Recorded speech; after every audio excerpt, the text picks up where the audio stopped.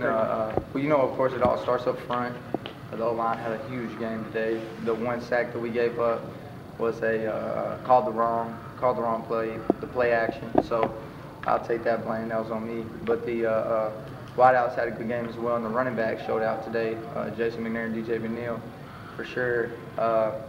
And then in the offense, they gave us a lot of easy throws this week, and kind of got us in a rhythm, I'd have to say. And then whenever we needed a shot, the O-line did very well, picking up anything that was coming. And receivers did a real well job of making plays on the back end, as well as the running back. Derek, the number of yards that you put up, I know you're not interested in stats, but at the same time, it seemed like whatever Eastern did early, you were answering just as quick. Your thoughts about the way that you guys performed, got out quickly against people? Yeah, well, I have to say our coaches did a real good job of keeping them up this week. We kind of tried to spread them out a little bit and kind of work them on the perimeter. And then whenever the numbers were right in the box, we could hand it off. I mean, there was one drive we had where we handed the ball off, 4 times, went down and scored. And I think we threw the ball like once or twice, maybe. But it was a nice little drive. But we handed the ball off almost every time, and ended up almost scoring. So, I mean, they have them schemed up pretty well. So, the play calling come from the sideline? Yes. Okay. What were they seeing?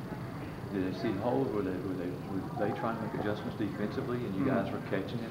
Well, I mean, it's kind of like a whole collaboration. Coach Felix will see it up in the box if I see it on the field, or if the wide receivers even see anything. We have a good, camaraderie, I guess, on the team, to where we trust each other from what we see. We trust each other, and what we say, we see on the field. So, I mean, Coach really trusts us as an offense. Really trusts what we say, and then he'll go from there. So, knowing the receivers the way that you do, and able to spread the ball around the way that you do, you couldn't allow them to double cover, to double team any one particular person. Yep. Did you find it easier to find receivers today? Well, we have a plethora of wide receivers this year. We're pretty deep at wide receivers, so I mean, I can't complain about the personnel that we got. We did have some bigger guys go down that was what our offense was. That was what our identity, I guess you might say, was early in the year. Was 2 back, maybe a tight end, every now and then 2 back, 11 personnel. You never know what we was going to be in. But this week we got a little bit of 20 personnel, but not as much. I don't know. But it was really well how we kind of worked the personnel, because our receivers are so deep.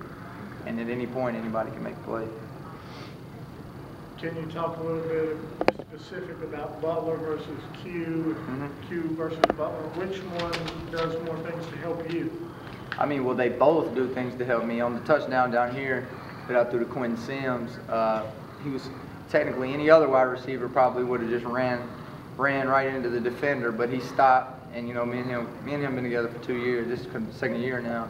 And it was kind of like being on the same page type deal. It really shouldn't have worked, but me and him just being on the same page, it all kind of worked out. And then Jeremy, he'll make a play out of nothing the majority of the time. And we saw him make a few catches out there. He'll catch it and get hit and hold on to the ball. I mean, the touchdown he had for 43 yards, something like that. He caught it, got hit, and ended up scoring out the back end. So just turning it into something else. And then, I mean, Quentin turned in I mean, they're really kind of mirror images of each other, because they're both big targets and can turn small plays into bigger plays. So,